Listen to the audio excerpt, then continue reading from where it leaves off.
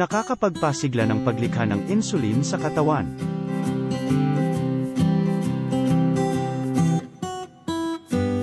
Nagpoprotekta laban sa pagtaas ng blood sugar.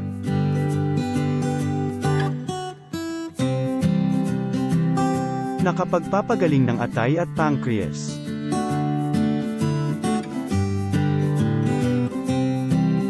Nakakapag-stabilize ng blood sugar level. Pang-iwas sa hypoglycemia.